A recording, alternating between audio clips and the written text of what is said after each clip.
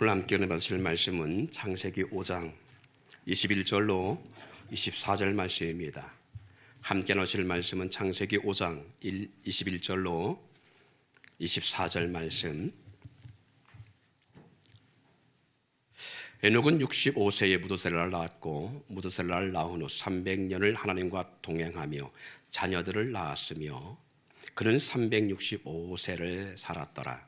에녹이 하나님과 동행하더니 하나님이 그를 데려갔으므로 세상에 있지 아니하였더라. 아멘. 오늘 이 주일에 함께 나누실 말씀, 본문의 말씀 중에서 하나님을 기쁘시게 하는 동행이라는 그러한 주제로 함께 말씀을 나누려고 합니다. 21년도 아름다운 동행 그 제7편입니다. 여러분 지난 한 주간 잘 보내셨는지요? 예. 한 주간 명절도 있었고 또 그리고 원근각자에 흩어졌다가 주일에 다시 모이는데요. 지난 한 주간 여러분은 누구와 동행했는가 한번 생각 좀 한번 해보세요. 여러분 누구와 동행했습니까? 어떤 분은 부모님과 동행했고 어떤 분은 가족과 함께, 어떤 분들은 그냥 단촐하게 가정에서 그렇게 가족들과 함께 동행한 분들도 있을 것이고, 특별한 사람을 만나신 분들도 있을 것이고, 또 개중에는 그동안 못 만나던 동창을 만나는 그런 계기도 있을 줄 압니다. 물론 코로나 때문에 그렇게 하고 싶어도 못한 분들도 더 많을 줄 압니다. 4인 이상 함께 할 수 없기 때문에 이제는 함께 형제들이 모이지도 못하고 이렇게 시간별로 시간 타임을 둬서 이렇게 오고 가고 이런 상황도 있고요. 참 세상 신기하게 변하기 시작합니다. 어쨌든 간에 누구랑 동행했든 간에 그 누군가의 동행 가운데 가장 인상 깊었던 동행이 있었다면 어떤 동행이었는지 한번 여러분 마음속에 지난 한 주간을 이렇게 그려보시기 바랍니다. 그리고 더불어서 동행하고 싶은 대상이 있다면, 내 살아가면서 적어도 이분하고는, 이런 사람하고는 동행하고 싶다, 함께 보고 싶다. 여러분 동행이라는 것은 함께 산책하다, 걷다, 그런 의미를 그 안에서 담고 있습니다. 실질적으로 그렇게 여행이라는 것도 그 안에 함께 포함될 수 있을 것이고, 또한 생활 가운데 삶 속의 모든 것들이 동행이지요. 그래서 함께 동행해보고 싶은 대상이 있다면 왜 그 대상하고 동행하고 싶은지, 그리고 그 대상과 어떤 동행을 하고 싶은지 한번 나름대로 꿈을 꿔보세요. 있는 분도 있을 것이고 지금 당장 기억이 나지 않는 분도 있을 것입니다. 한 가지 더 질문하며 적용시켜 봅니다. 지금까지 살아오면서 가장 기억에 남는 함께한 동행자가 있었다면 누구였는지, 누구와 어떤 동행이 나의 삶의 추억처럼 남겨져 있는지 한번 그려보시기 바라고요. 또 그리고 지난 과거를 한번 되돌아보시기 바랍니다. 제가 이 질문을 먼저 드리고 시작하는 것은, 우리는 인생을 살아가면서 수많은 사람을 만나고 그 만나는 사람들과 시간적으로 아주 짧게, 때로는 아주 길게 그렇게 우리는 동행을 합니다. 그런 동행 속에는 나에게 유익이 되는, 유익과 많은 변화를 가져다주는 동행이 있고요. 또 반면에 기억하고 싶지 않은, 인생에 지워버리고 싶은 그런 동행도 있습니다. 수치스러운 동행도 있고요. 자랑하고픈 동행도 있고, 그리고 슬픈 동행도 있고, 행복한 동행도 있습니다. 2021년이라는 시간을 살아가면서 원하던 원치 않던 2021년에도 우리는 수많은 사람들과 동행을 합니다. 그렇죠? 코로나로 인해서 시간과 환경, 그리고 사람 간 많은 제한이 있지만 그럼에도 불구하고 동행은 멈출 수 없이 우리는 이어지고 있다는 사실입니다. 그런 가운데 우리가 믿음의 사람이라면 의도적인 동행이든 의도하지 않은 동행이든 우리의 동행은 주님의 나라와 의를 위한 동행이 되어야 될 줄 믿습니다. 또한 주님의 나라와 의를 위한 동행이 돼 주님이 원하시는 방법의 동행을 할 수 있기를 원합니다. 왜 그런가 하면 그것이 우리의 삶 속에 후회하지 않는, 또 후회 없는 동행이 되기 때문에 그렇습니다. 자신을 위한 동행은요, 그 동행, 나 자신의 행복을 위한 동행이 그 순간은 행복하고 잠시는 달콤할 수 있습니다. 그렇지만 자칫 우리의 영원한 불행을 초래할 수 있는 동행이 되기 때문에 그래요. 믿는 사람이 믿지 않는 사람과 결혼했어요.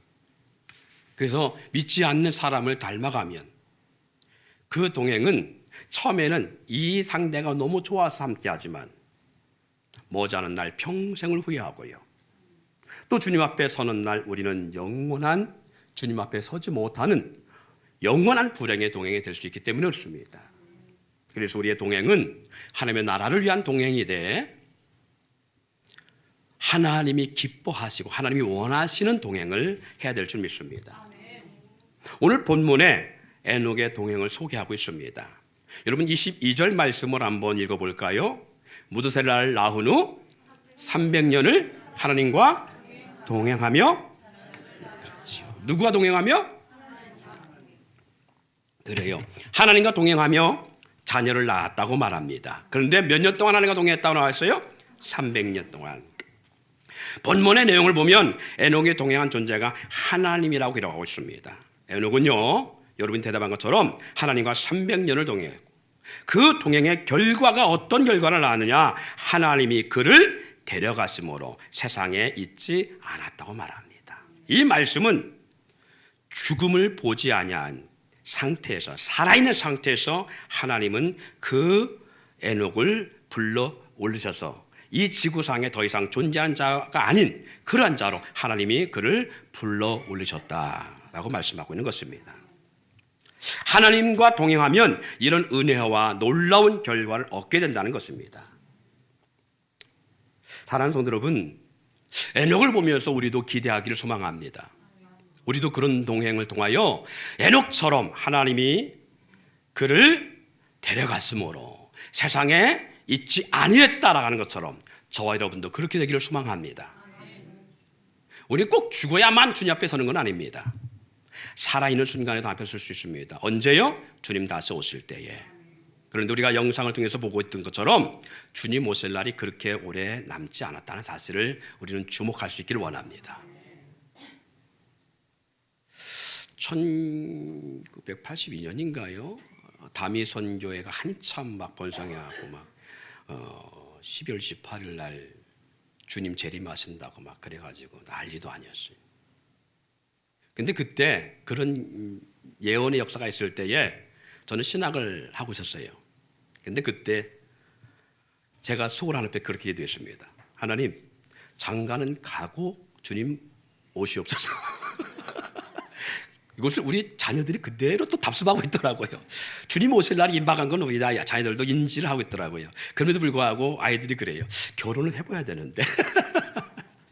할렐루야. 예. 뭐 결혼에 비할 수 있겠습니까? 어쨌든 간에 이 에녹이 하나님과 동행하는데 희한한 동행의 역사가 이루어집니다. 하나님과 동행한 계기가 참 묘하다 그 말입니다. 왜 그런가 하면 에녹은 그 부모로부터 하나님을 믿음으로 말미암아 모태신앙으로 태어나서 자라면서 하나님과 동행했다 이런 내용도 아니고요. 친구의 전도나 어떤 믿음의 지인의 대상의 지인으로 말미암아 전도돼서 하나님을 알게 됨으로 말미암아 하나님과 동행했다 그런 내용으로 써 있지도 않고요. 초자연적 하나님의 역사로 인해서 특별한 계기가 되어서 하나님이 에녹이 하나님과 동행했다 그런 내용이 아닙니다. 자, 22절, 22절 말씀을 읽습니다. 다시 한번 시작. 에녹은 65세에 무드셀라를 낳고 무드셀라를 낳은 후 하나님과 그 동행하며, 그렇죠. 무드셀라를 낳은 후 300년을 하나님과 동행했다. 이렇게 기록되어 있습니다. 아주 의미심장한 내용을 보며 도대체 이 자녀 출생 속에 무엇이 있었기에 그때부터 에녹이 하나님과 동행했을까? 무드셀라라는 이 아들을 낳기 전에는 하나님과 동행했다라는 것이 아니에요. 낳기 전에는 하나님과 동행하지 않았던 이 에녹이 무드셀라라는 자녀를 낳은 후부터 하나님과 동행했다라고 기록하고 있습니다. 옛 소설 가운데 아들을 아들이라 그리고 아버지를 아버지라 부르지 못했던 홍길동의 구구한 사연을 우리가 압니다마는 에녹과 자녀인 무드셀라 사이에 주어진 이 상황이 왜 무엇 때문에 혹시 여러분 그런 분 계세요? 부모님들 가운데 자녀를 낳고 예수 믿은 분이 있어요? 그 자녀 때문에? 드물어요. 이런 상황은 참 희한한 상황인 거예요. 근데 에녹은 그랬다라는 거예요. 그래서 저도 왜 그런가 하고 이 에녹에 대해서 추적해 본 적이 있었습니다. 그랬더니 놀라운 결과가 있어요. 에녹이 하나님과 동행하면서 또 하나와 동행했다는 사실을 알 수 있었습니다. 놀라운 비밀이 그들 속에 있음을 우리는 주목해 볼 수 있습니다. 본문에는 드러나 있지 않지만 에녹은 아들 무두셀라를 낳은 후부터 하나님과 동행하였음을 보면서 에녹은 아들 무두셀라와 동행하며 더불어 하나님과 동행하는 중요한 끈이 되고 있음을 볼 수가 있다는 사실이. 그러니까 아들 무두셀라와 동행하지 않으면 누구와도 동행할 수 없는 상황이었다. 하나님과 동행할 수 없는 상황이었다라는 거예요. 사랑하는 여러분, 여러분은 누구로 말미암아 주님과 동행하게 되었나요? 여러분 주님과 동행한 계기가 누구예요? 누구 때문에 주님과 동행하게 되었나요? 어떤 상황과 계기로 인해서 하나님과 동행하는 그러한 결과를 낳게 됐나요? 저는 개인적으로 동네에서 가장 왈패인 친구로 말미암아 하나님과 동행하는 그 첫걸음이 되기도 했지만 그럼에도 불구하고 그렇게 되어진 그 원인의 모습은 사건과 어떤 계기 속에 있다면 부모님으로 말미암아 그렇게 된 것이 더 큽니다. 물론 그 친구로 말미암아 전도됐기 때문에 하나님과 동행할 수 있지만 그 이전에 제 심령에 아주 갈급하면서도 안식을 찾고 싶었던 그런 상황이 가정에서부터 있었어요. 불행과 가난, 평화롭지 못했던 불통한 부모님의 삶 속에 동행하면서 불우한 환경의 그 청소년기에 정말 희망을 찾고 피안처를 찾고 싶을 때 그때 그 친구가 저를 전도하는 계기가 됐고 저는 교회가 저한테 그래서 피안처가 되는 그러한 계기가 되기도 했어요. 교회 또한 그리고 나서 교회라는 공동체 가운데 형제 자매 선후배 따뜻한 보살핌과 교제들로 말미암아 하나님과 동행을 이어가는 계기가 됐습니다. 사랑하는 성도 여러분, 여러분 어때요? 여러분 어떠한 상황 속에서 하나님과 동행하는 계기가 되었나요? 안 믿는 남편을 만나서 남편 때문에 곤욕을 치르면서 그 고통에서 조금이라도 피난처를 찾다 보니까 하나님을 찾게 되어지는 사람도 있을 것이고요. 믿지 않는 시대 가운데 너무 힘들어서 아니면 학창시절의 친구로 말미암아 인생을 고민하다가 아니면 사업에 망해서 절망의 가운데에서 그 가운데서 한 지푸라기 하나로 잡고 싶은 그러한 열망이 하나님을 찾게 되고 하나님과 동행하는 계기도 있을 줄 압니다. 어쨌든 에녹은 이와 같은 아들 무드셀라와 어떤 상황에 65세까지는 하나님과 동행하지 않던 에녹이 변화 역사가 조졌을까 주목하게 보며 되면서 무드셀라라는 존재를 주목해 봤습니다. 했더니 무드셀라의 뜻에서 그 변화의 초점을 찾을 수가 있어요. 무드셀라 두 합성어인데 메두 셀라흐라고 하는 히브리의 두 단어의 합성어예요. 이 메두라고 하는 이 뜻은 마트라고 하는 그러한 가운데 있는 사람이라는 의미를 갖고 있는 뜻이 있고요. 셀라흐라고 하는 그 또 하나의 단어 속에는 투창이라고 하는 뜻이 유래하고 있는 것을 알 수 있게 됐습니다. 그래서 다른 이 방법, 이 의미를 종합해 보면 투창의 사람, 창을 던지는 사람, 뭐 이렇게 해석이 되기도 하더라고요. 또 다른 해석에 보니까 무드셀라라는 뜻이 그가 죽을 때 그것을 보리라 라고 하는 이름의 뜻을 갖고 있다고 그래요. 그걸 해석했더니 그가 죽는 날 홍수를 보내리라 그렇게 해석으로 던지기도 하고요. 조금 전에 투창의 사람이라는 것처럼 창 던지는 사람이라고 하는 그 속에는 호크마에 그렇게 나와요. 그가 사냥꾼 아니면 성문 앞 문지기 이런 의미로 해석이 되어지는데 그가 죽음으로 함락된다라고 하는 그런 또 다른 의미를 갖고 있어요. 어쨌든 그가 죽은 후에 뭐가 일어난다? 멸망 같은 일이 일어난다. 그가 죽은 후에 이 지구상에 거대한 감당할 수 없는 무언가가 터진다라는 거예요. 그래서 그가 죽으면 그것을 보내리라 라고 하는 이 문장을 봤을 때에 적어도 성경에서 문장으로 서술하지 않았다면 하나님이 에녹에게 아들을 낳으며, 성경에 분명히 나와 있지는 않아요. 그런데 하나님이 에녹에게 아들을 낳으며 그 아들의 이름을 무드셀라라고 지라고 하라고 하는 그런 것들이 그 안에 있었지 않았을까. 한번 생각해 보세요. 죽으면 터진다, 창 던진다, 그렇게 이름을 짓고 싶은 생각은 별로 없을 거예요. 그럼에도 불구하고 그렇게 이름을 지을 때는 하나님은 이 에녹을 통해서 그 세대의 타락과 악함의 역사, 정말 모든 계획과 생각이 악했던 세대에 하나님은 그 세대를 깨우고자 하는 가운데 하나님은 에녹에게 그 아들의 이름을 그렇게 지라가고 그렇게 부르도록 하셨지 않겠나. 그로 인해 이 세상에 어떤 심판이 예고하고 있는지를 그 이름을 통해서 드러나게 하심을 볼 수가 있습니다. 마치 누구처럼 마리아와 그리고 요셉 사이에 주의 사자를 통해서 아들을 낳을 것인데 그 아들의 이름을 예수라 하라 하고 하나님께서는 주의 사자 천사를 보내서 이름을 짓게 하고 그렇게 부르게 했던 것처럼, 예수의 뜻이 뭐라고 그랬죠?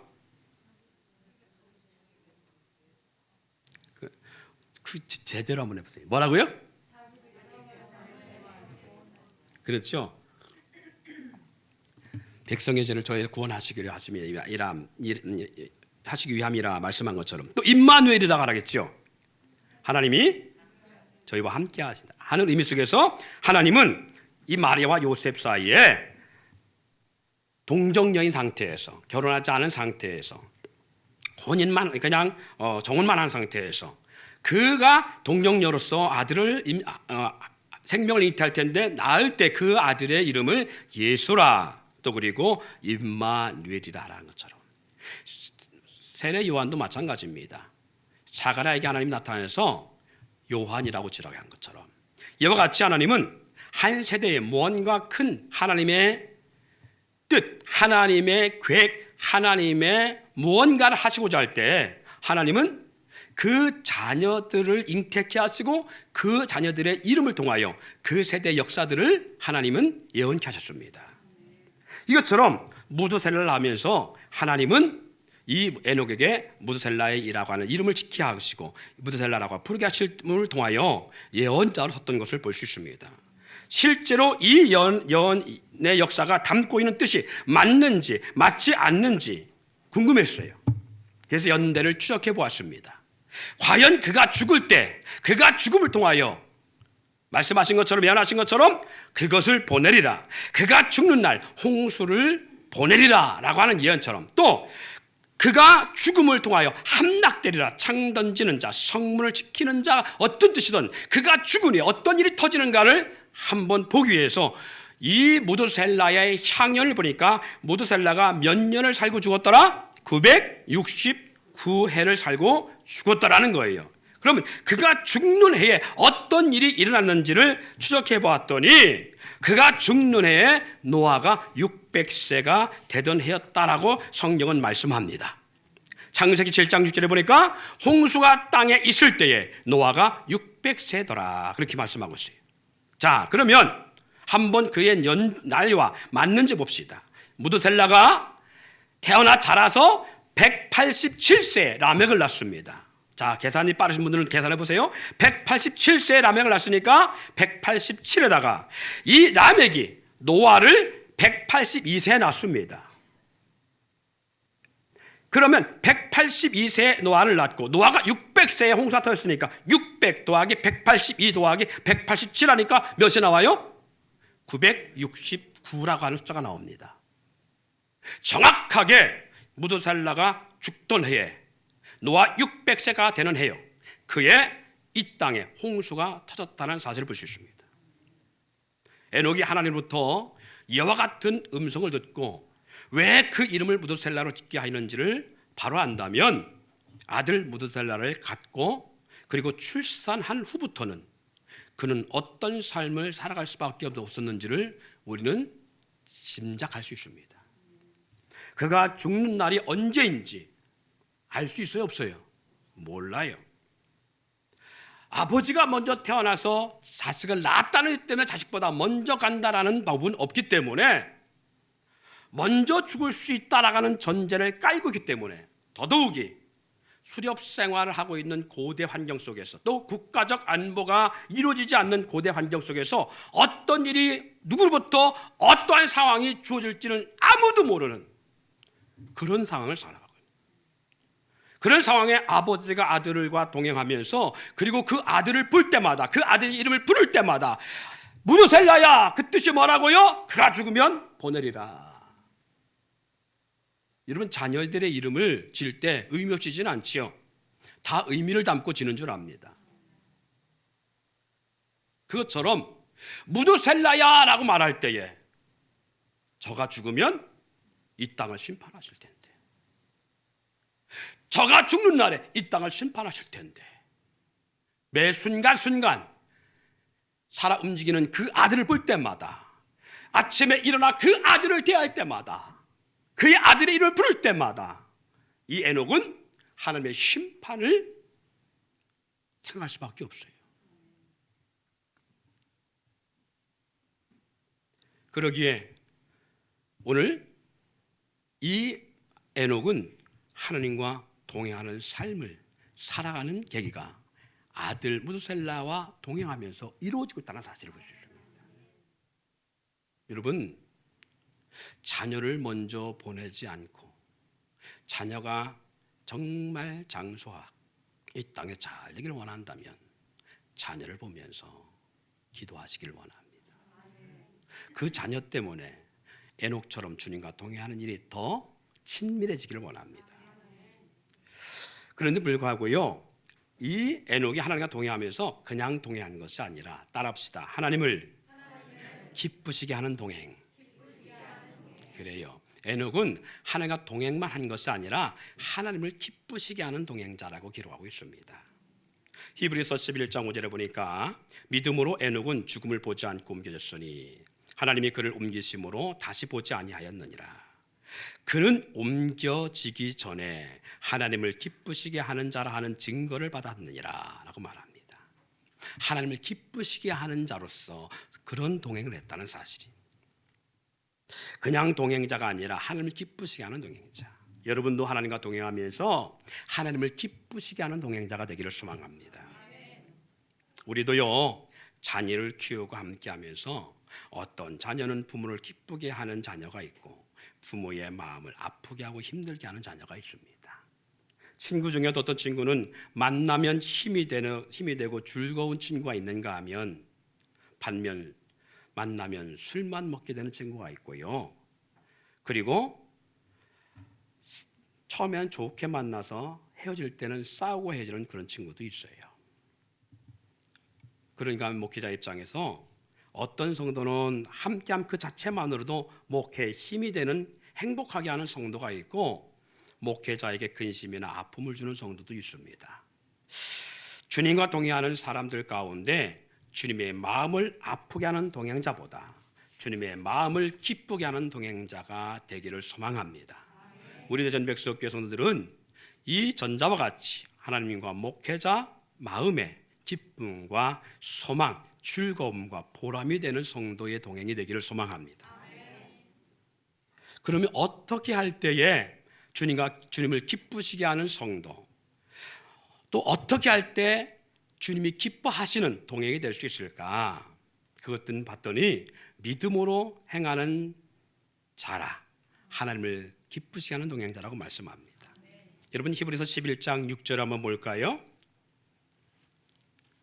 히브리서 11장 6절 한번 같이 읽습니다. 시작. 믿음이 없이는 하나님을 기쁘시게 하지 못하나니 하나님께 나아가는 자는 반드시 그가 계신 것과 또한 그가 자기를 찾는 자들에게 상 주시는 이심을 믿어야 할지니라. 자, 뭐가 없으면 하나님을 기쁘시게 할 수 없다고요?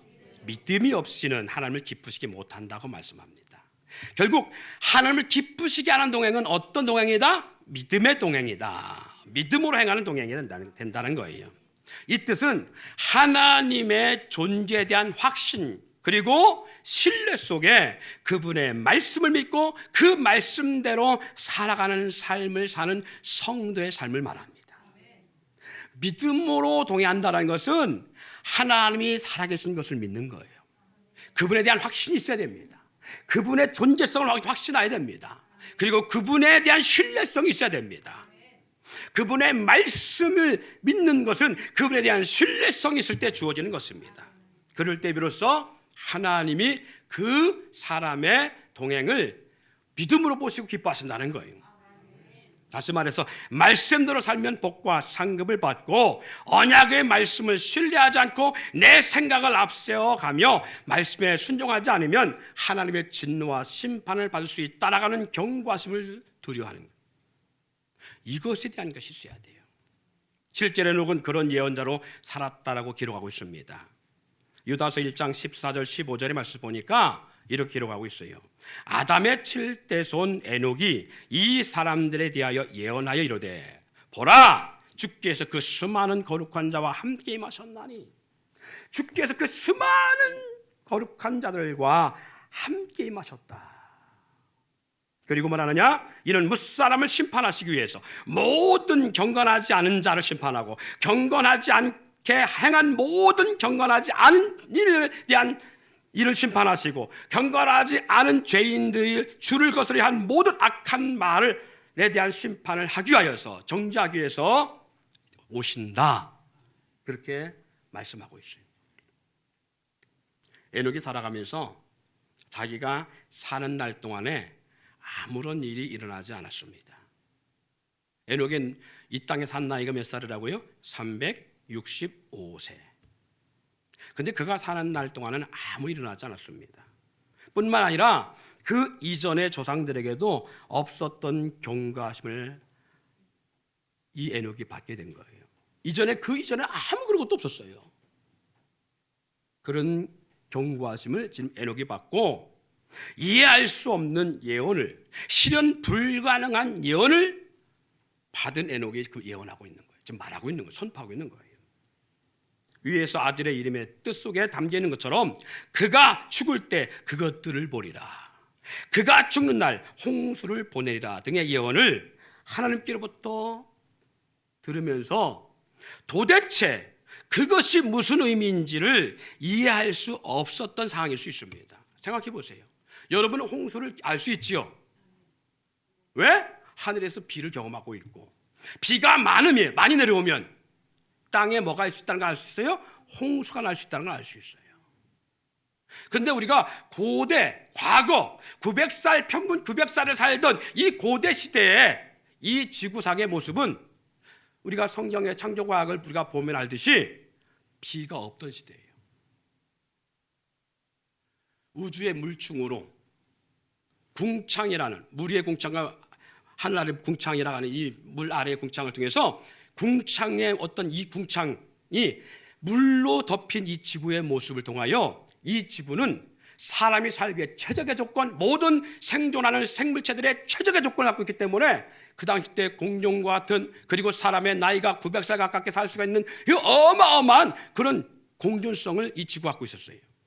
비가 없어도 충분한 그러한 수분의 역사로 말미암아 이 지구는 생존이 왕성했던 세대입니다. 비를 경험하지 않은 세대, 그것도 산 한가운데, 육지 한가운데 배를 만들려고 했던 노아 세대처럼 이 지금 에녹이 받고 있는 것이 뭐냐? 그가 죽는 날 보내리라, 그가 죽는 날 홍수를 보내리라 말씀한 것처럼 이 홍수의 역사를 이해할 수 없는 그런 것 같은 거죠. 자, 또 한 가지 물어볼까요? 여러분, 홍수는 여러분이 이해하지만 홍불은 이해할 수 있습니까? 홍불이 뭔지 알아요? 불이 세상을 덮을 때입니다. 그런데 주님 다시 올 때 주님 분명성이 뭐라 그랬어요? 하늘이 종일 죽처럼 말리고 땅이 뜨거운 체질에 녹아져 내린 역사를 나타낼 거라고 했잖아요. 여러분 이해됩니까? 그냥 막연하게 그렇겠구나만 하지 어떻게 이 지구가 어떻게 이상이 사라질 것에 대해서 우리는 예측 불가능합니다. 이것처럼 고대 에녹이 받은 예언은 그런 예언, 하늘부터 심판에 대한 경고받을 때에 이해할 수 없는 것이었어요. 예언을 하나님께로부터 들을 때 도대체 그것이 무슨 의미인지를 이해할 수 없는, 한 번도 그의 선조나 역사 속에서 경험해보지 못한 현실적인 이 현실 불가능한 예언을 어떻게 에녹이 받아줄 수 있을까? 그리고 아까 유다서 1장 14절 15절 말씀한 것처럼 에녹이 뭐라고 예언하고 있다고? 보라, 주께서 그 수많은 거룩한 자들과 함께 임하셨나니 라고 또 예언이 시작되고 있음을 볼 수 있습니다. 마치 이 예언은 어떠냐, 에녹이 사람들에게 마치 요한계시록과 같은 예언을 선포하고 있다는 거예요. 보라, 주께서 수많은 거룩한 자들과 함께 임하셨나니. 그 그림 여러분 기억나지요? 예수님이 천군천사와 함께 수많은 거룩한 주님의 구원받은 자들과 함께 하늘로부터 구름에 싹 임재하고 있는 그런 모습의 영상, 아마 그런 화상을 봤을 거예요. 그림 봤을 거예요. 에녹이 지금 그와 같은 모습을 예언하고 있는 것입니다.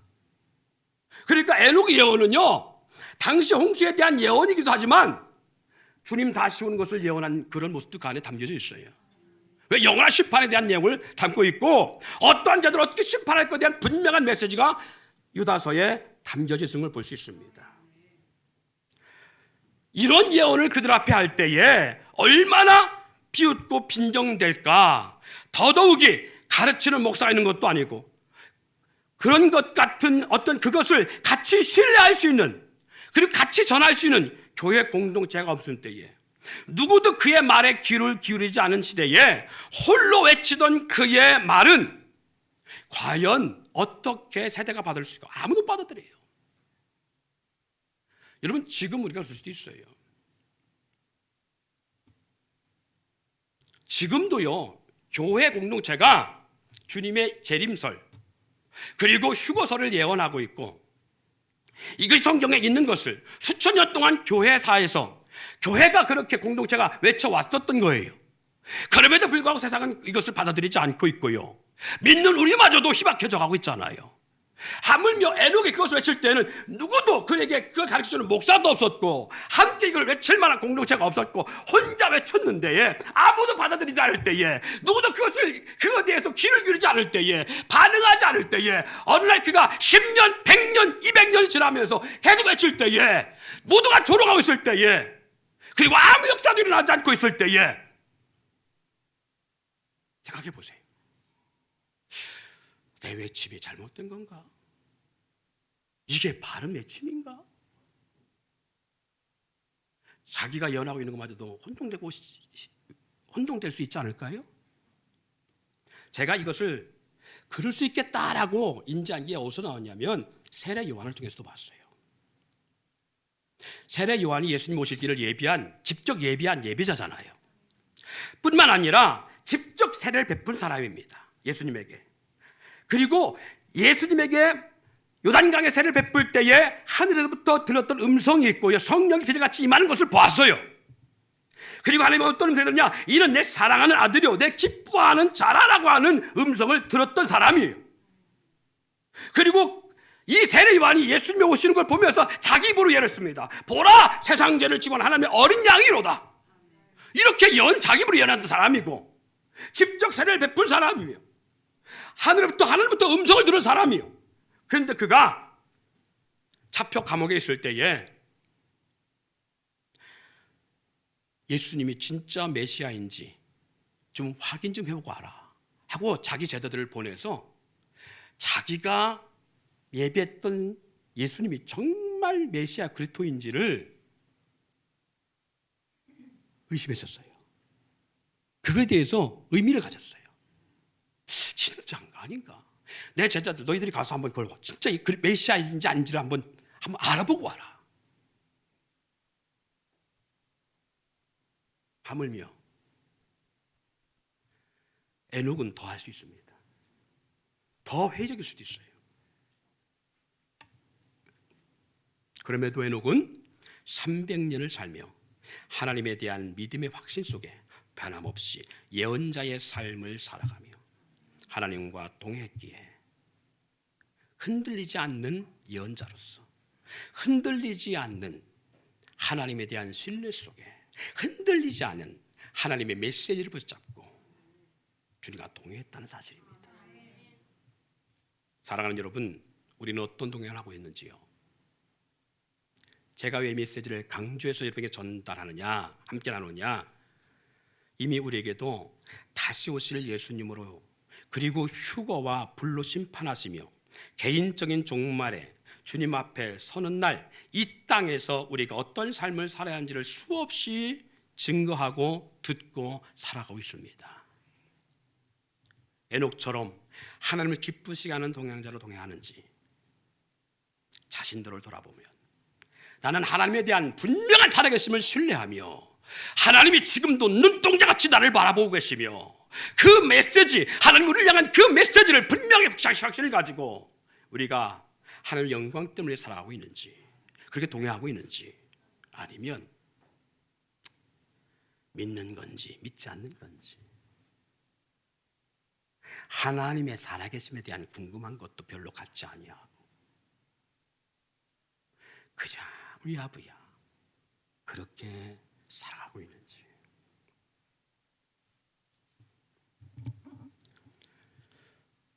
우리 대전 백석교회 성도들은 에녹처럼 하나님을 기쁘시게 하는 동행자가 되기를 소망합니다. 곧 오시리라 말씀하시며 말세 이루어질 일들을 경고하시고 아직도 오시지 않으시는 주님을 보며 혹 회의해진 세대를 살아가고 있다면 마지막 결론 같은 말씀 앞에 우리가 좀 더 진지해지고 우리의 믿음의 신앙에 정말 주님의 은혜와 사랑을 가슴에 새기고 선한 싸움에 승리하시기를 소망합니다. 성경 속에 최장수로 산 사람이 누구라고요? 무두셀라. 그가 그렇게 최장수로 살아갈 수 있던 것은 그가 건강하고 사냥꾼의 삶을 살았기 때문에 어떤 학자는 그렇게 말합니다만은 아닙니다. 그가 최장수로 할 수 있던 것은 하나님의 마음이 그에 담겨있기 때문에 그렇습니다. 한 영혼이라도 구원하고 싶어하는 아버지 하나님의 마음이 무두셀라에 있기 때문에 그가 죽으면 반드시 심판할 건데 그가 빨리 죽게 하면 구원받을 한 영혼이 구원받지 못할까 봐 하나님은 그 영혼을 천년간 가까이 삶의 생명의 연장을 연장시켰다는 사실을 우리는 잊지 말아야 될 줄 믿습니다. 베드로서 3장 8절 9절에 사랑하는 자들아 주께서 하루가 천년 같고 천년이 하루 같다는 이 한 가지 사실을 잊지 말라. 주의 약속은 어떤 이들이 말하기를 더디다고 생각하는 것 같이 더딘 것이 아니요 오직 주께서는 너희를 대하여 오래 참으사 아무도 멸망하지 않고 다 회개에 이르게 하기를 원함이라고 말씀하고 있습니다. 오늘 나의 신앙이 회의해진 가운데에 하나님의 삶의 하나님과 사랑을 떠나버리고 첫사랑과 사명을 잃어버려 헤매고 있는 내가 주님 당장으로 오셔야 된다면 어떻게 하나님 앞에 영광된 구원이 되겠습니까? 그래서 하나님은 나를 회개시키려고, 하나님은 믿음 가운데 구원받은 저와 여러분을 회개시키려고, 그리고 첫사랑을 회복함으로 말미암아 주님 앞에 서는 날 잘했다 착하고 충성된 종아 하나님이 그렇게 칭찬하시고자 하나님은 지금 더디시게 오신 것입니다. 무두셀라의 나이 969세라고 하는 최장수의 나이를 참게 기다리시게 하셨던 것처럼 주님 오신 안 오시네? 말세? 아이고 언제부터 말세야? 내가 태어났을 때부터 말세, 지금도 말세고. 아니요? 말세가 언제였는지 아십니까? 여러분 우리가 찬양했습니다. 마지막 날에 가사가 어떻게 되죠? 말세에 내가 내 영을 남녀가 여종에게 부어줄 것이니 말세에 내 영을, 그게 뭐예요? 성령입니다. 말세에 내 영을 자녀들에게, 아비들에게 부어준다고 했어요. 그럼 언제부터 말씀입니까?